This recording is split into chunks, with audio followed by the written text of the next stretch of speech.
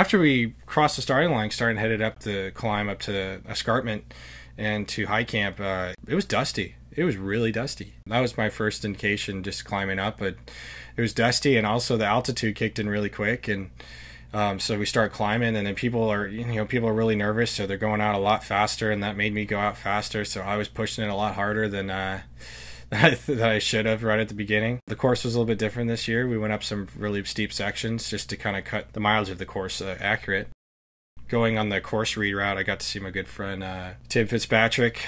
Gave him some knuckles and kept going. And then he told me, "Be the ball." He said, "Be the ball, Austin." So, and be the ball basically means focus. Focus on what's in front of you.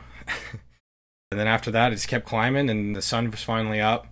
It got nice and warm. I went over the escarpment, saw a few people I knew, and then after that, it was really quick to the very top. The very top, I got to see a lot of my good friends, got to see Elka. And then after that, I just went over the top.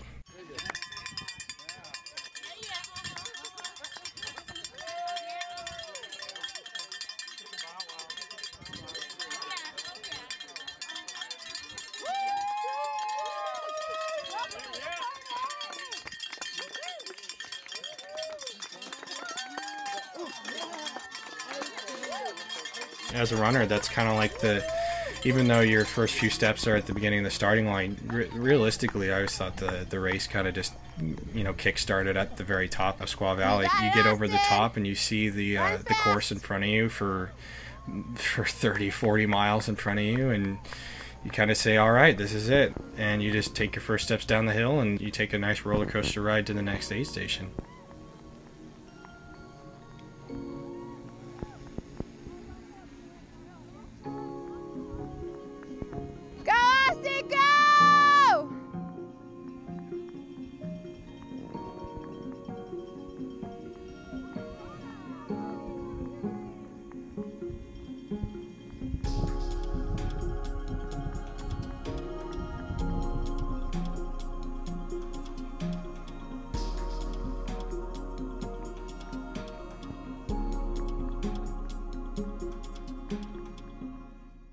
Going through the wilderness area into Lions Ridge and then Granite Chief was really smooth. Everyone just seemed to have a good time, and everything felt good. It's so early in the race that you're feeling fresh and feeling good, and just kind of keep yourself focused. Don't push too hard, and don't overeat or undereat.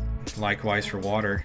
Getting to the first aid station was great. You're happy that you get to the first aid station, and you get your shit, and then you just keep on continuing. Just don't try to dwell too much in those aid stations, even though you might know people there. From Granite Chief to the Red Star, I started to slow down a little bit. The altitudes really started affecting me, and the dust really affected me, and every time I tried to push, my breathing was a little bit, it was capped, so I couldn't push as hard as I thought I could. So I kind of just pulled it back and got to a pace that I thought I was comfortable, and just kept on going until I got to Red Star.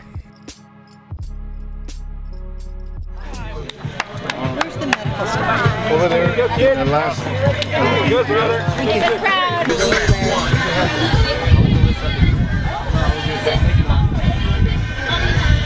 You want some ice on your sleeves?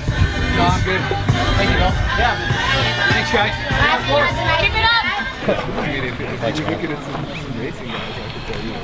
Number 119. Good job. Good job. No. Nice job, brother. You want the tailwind? Awesome. No, I'm good. Candy? No. Okay. We need sunscreen. Sunscreen for all all. We got aspirins. Salt tablets. We got plenty. All right, yeah, dump all your.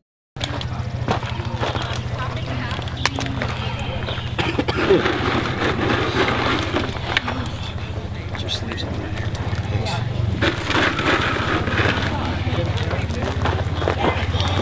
Just keep moving. I've had that done all right. for like 3 hours.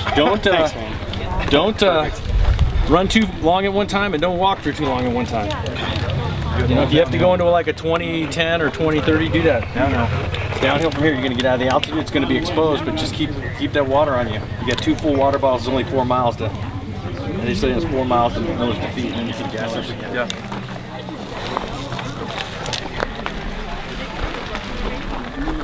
Yeah. Good job, man. You just seem like a rational, reasonable player. Ready? Anything else you need? You had a bun here. Here, we'll follow you. What's number? 88. Okay, you got good job. Enjoy the next section. It's beautiful. See you guys. All right, we're gonna get ready to get your legs back together on these downhills. So from going out of Robinson, going down the Forest Service Road, this is where the race kind of got really interesting for me. Interesting meaning that things started to go in ways where I didn't expect it to, from breathing to food to heat to everything else. So I basically got out of Robinson, and with probably hearing the 30-minute horn, which is kind of haunting for a runner because you don't want to hear cutoff horns when you're running, because that means your time's getting pretty tight. But for Robinson, it's one of the most tightest times in the course. So once you get past that one, everyone says it gets better, which is true until you get to the very end where you really need to push things. Getting down the service road, this is when I kind of had a lot of time to kind of just contemplate the race and contemplate my condition. And it was just, it's this long service road for like 2 miles, 3 miles until you get back to single track. So I was in a spot where I was really kind of by myself with no runners around me. So I kind of had a lot of, time to think through stuff and, think through what I needed to do. I just kind of went into the next few aid stations, went through Miller's Defeat pretty quick, got my gear, got the things I needed, and just kept on going. Again, at this time it was still really hot, so I kind of had to get a lot of water, a lot of ice, and try to keep myself in condition and not overheating too much. And so eventually went down the single track and then to the double wide into Dusty Corners. That's when things started getting a little bit slower. My energy was still kind of down, trying to get it back to where I wanted it to be. So I got up, just got what I needed again, and just got out of the aid station. And after that, I heard the 10-minute mark, the 10-minute cutoff for the official race time ever. That was pretty haunting. Just when you hear that last horn, you're like, oh well, shit, I have a 10-minute pocket that I need, that I have. That's not really a lot. It's not a room for error. So I got up out of the log and I told myself, all right, dude, if your energy's down, just take as many goos as you can pile in your pie hole and drink as much water as you can, because you can bomb this 3-mile downhill down to the bridge and get yourself ready for the thumb. And that's what happened. I bombed a bunch of goos and a bunch of water and kind of saved a little bit for the downhill to keep my mouth dry. And basically I just hauled out. I was scared of the thumb, not because it was steep, but it was just was going to take a lot of time, and time wasn't really on my side at that moment. So I kind of just took it switchback by switchback and pushed it where I could, and kind of made my way up the hill. And which was really nice is it wasn't sunny on I wasn't getting any sun on the thumb. Usually when people hit the thumb during the race, they're always suffering, and they're always just blowing up on it. And luckily, since the sun was kind of going down or over the ridge, I was able to go up the thumb without having any heat on me for the most part. So that was nice. I had that going for me.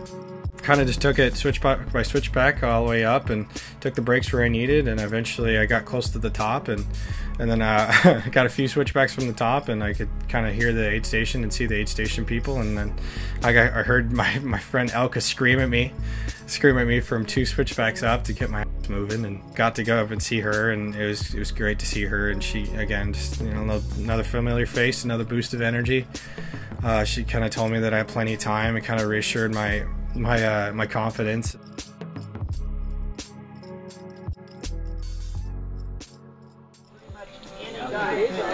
Yeah! Come on, buddy! Come on, Austin! That was his gal. That was his gal.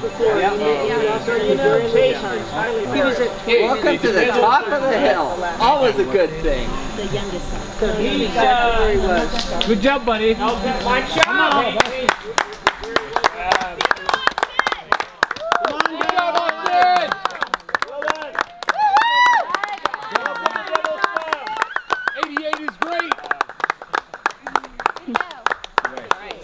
Yes, sir.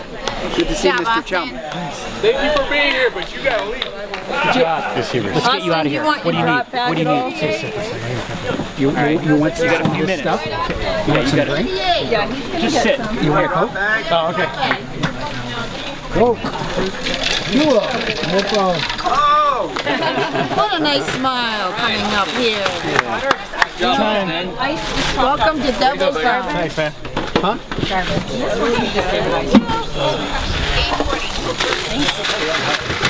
Neil, give Rib all your shit. Just a little bit halfway. All right, got it. That's yours.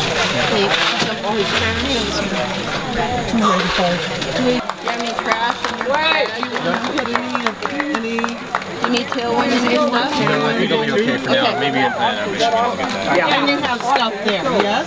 Yeah. He's got to get.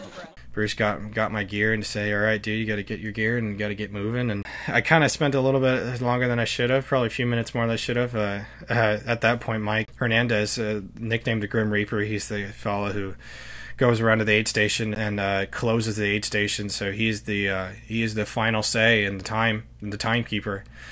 So he looked at me. He's like, hey, Tweet, you need to get going. And I looked at him like, all right, I got this, Mike. I'm good. I'm chill. We can do this. And he just laughed and told me to get my ass moving. Don't, just go. You know where you're going. Just keep going. We're going to see at the finish. We're going to see it at the finish. Okay, I guarantee it. I guarantee it too. Austin's here. Austin's here. He wants to go with you. Yeah. All the fields. Yeah, here we go. Perfect timing. All right, Megan. Good job. Keep going. Perfect timing. Hating myself. Let's go for a ride. Man. Good job. Good job, dude. Bring it in. Oh, Megan. Joining you? Don't leave. Check out you. Yeah. We'll see you at the track. I'm not here to wait for people. Yeah. In fact, let her catch you. So proud of you.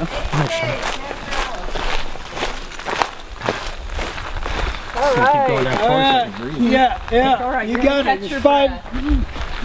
Roughly 5 minutes, 5 miles of it, rather. All right. Keep breathing. All right. We love you. Yes. Bravo. Good job, Thanks, chum. Princess. We'll see you. All right. See you in Forest Hill. See you, Forest Hill.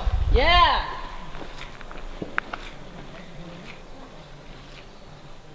I took off.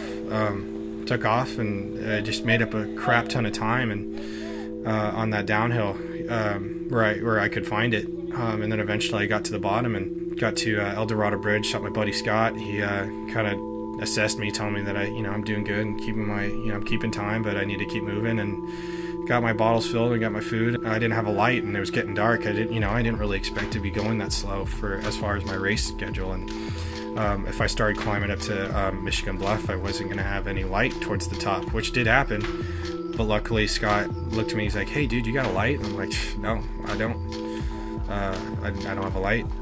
He's like, "Yeah, I could just take my little plastic one and you just be on your way." And then I just grabbed it and kept on going. Climbing up to Michigan Bluff wasn't too bad. After that, things started to turn around as far as like energy and my physical condition. I was able to get my breathing back because the sun was going down. I was in a lower elevation, and every lower elevation I got to, the better my breathing got, the more I could push it. And so this is where things started to turn around. I just started to push it where I could, and eventually it got dark, almost a mile from the top. I got to use my light and got to the very top. So thank God Scott gave me that light, because I would have slowed down a lot more for getting into Michigan Bluff, which at that time I didn't really have a lot of time to kill. I really every moment was important.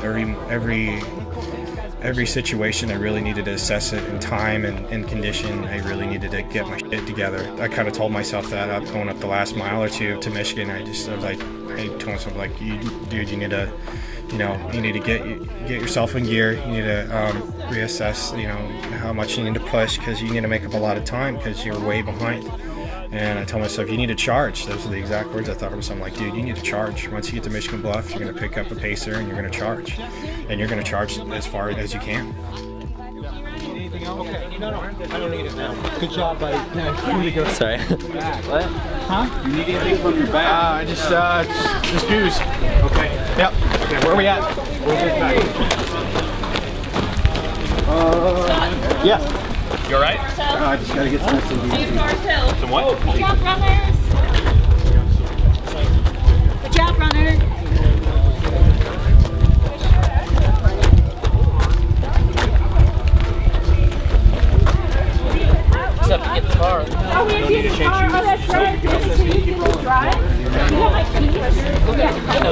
up here, look for my car. Hey, good job! Good job! Thanks.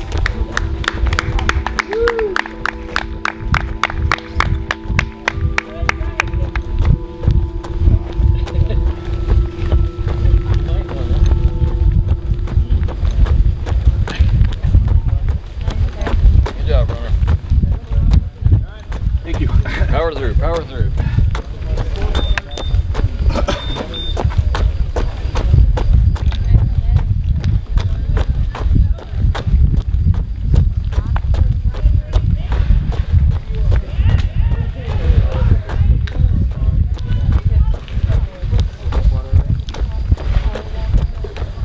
So I got to the aid station, got the things I needed that that I knew my brother, my dad didn't have at my drop bag. So I grabbed that stuff and we just walked up the road and got to the car, and I went into night running mode. So basically got my headlamps on and got more food. And at this point I stopped eating all the aid station food, and I probably stopped eating aid station food at last chance.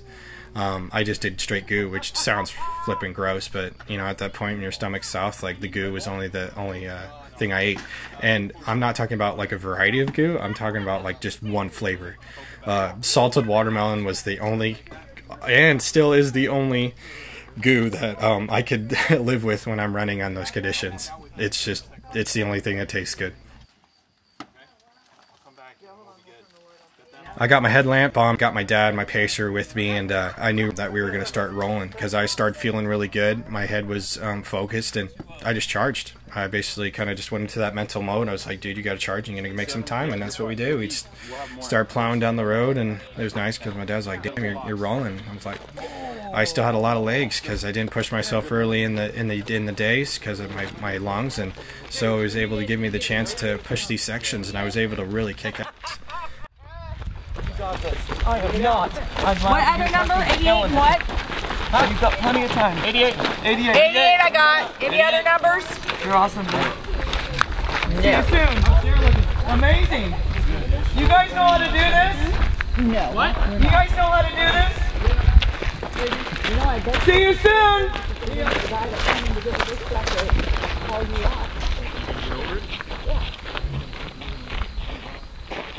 Yeah, eventually we got into Forest Hill, which was awesome. We just rolling up Bath Road and with my dad and rolling down to Forest Hill. It was awesome because, you know, at that point, it's not like you have it in the bag, but you know the rest of the trail, you know, like the back of your hand, and you can definitely break it down in doable sections. And it was just kind of great, you know, going to Forest Hill. Like I would usually, back in the day, I'd pace my dad down to that same section, so it was kind of nice and nostalgic to kind of run it together. Eventually got into the aid stations, they announced your name. I went straight to get my food and get my stuff before I went to my crew again, and stopped by a good friend of mine, John Trent. He's the head captain at the aid station. He's been a long time Western States friend. He told me, sorry, I'm just kind of thinking through this as an emotional part because John really got me he got me into gear. John said, when Katie came through here 2 years ago, she came here at the same time and she finished. And at that point, I kind of knew that I was pushing good, and I was making up time, but I wasn't sure how much I could do and how I could pull it off. And that was a nice boost of confidence from John. He's like, "Yeah, you can do this, dude. And you gotta, keep on rolling and just keep making up time where you can, and just don't waste any of it." So yeah, that was one of the biggest confidence boosts of the day. Probably one of the top 3 for me. John telling me that. So thanks, John. Thanks, John, for doing that. Got to see a lot of my running friends and a lot of my friends I grew up with. They came out to see me in the middle of the night. It was just great to have some familiar faces, especially really close friends. So it was awesome to see them. Just nice boost of confidence, and kudos to them for coming all the way out in the middle of the night to see me run and look like a piece of shit. So thanks to Kev and Zach for doing that. So I got to my crew and got all my stuff again. Things started to kind of hurt a little bit too, so I took some Advil, took what I needed to take, and then me and my dad were heading down Cal Street.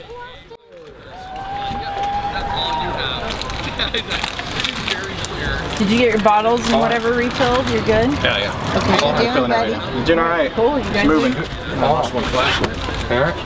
You did? Fine. What'd you do? We lost. Got plenty more. Don't worry. It wasn't the one I really wanted. Put some squirrel's nut in this pack. Yeah, is your chafing under control? Okay, good. Under control. It's beyond control. Yeah. Where's that one? Where was that one? Somebody else. Just take it. No, I had that. This is the one I was looking for. Actually, must have put it in the car. I got some Rice Krispies, Austin. Okay. You get going, and I'll catch up behind you. Okay. All right. Okay. Fair. I'll take you down the street. Here, can you guys give me an Advil real quick? You know, I got some cappuccino stuff here. Some of my ibuprofen. Yeah. Coffee frappuccino. Good job, bud. Thanks, baby. Gotta get your legs running. How many? Yeah. How about some? You want any of this? No. Okay, I'm gonna have it. You want? Yeah. Just tell one. Let me know that tastes good. Does it taste good? It's good. Sorry, I just can't swallow things right now. Yeah, I've never used Tailwind. No, it's good. It's good. Perfect. All right, you guys. One more minute. We get to go. How about Red Bull? You good? I'm good, baby. All right. Huh? Hey, Trevor. All right. You go. I'm gonna fill up as we go. Put some more booze in this. Thanks, man. That's got some swell food. I'll see you at the river. Nice water. Yep. Nice water.